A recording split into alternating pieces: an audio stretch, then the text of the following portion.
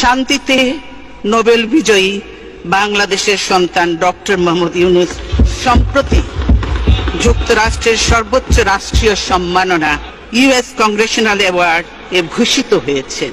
এই জন্য জাতি হিসেবে আমরা গর্বিত।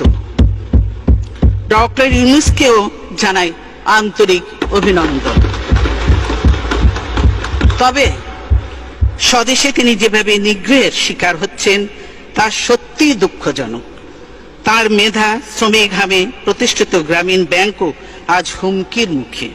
আজ আমরা বিশেষভাবে সৌভাগ্যবান এবং সম্মানিত যে বাংলাদেশের 3 বারের নির্বাচিত প্রধানমন্ত্রী, বীর মুক্তিযোদ্ধা শহীদ রাষ্ট্রপতি জিয়াউর রহমানের স্ত্রী বেগম খালেদা জিয়া আজ এখানে আমাদের মধ্যে উপস্থিত আছেন।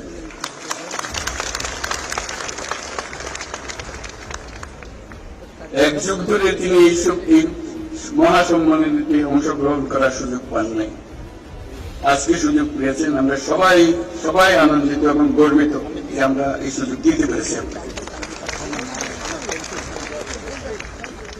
শারীরিক অসুস্থতা সত্ত্বেও এই বিশেষ দিবসে সবার সঙ্গে শরীর খাওয়ার জন্য আপনাকে আবারও ধন্যবাদ।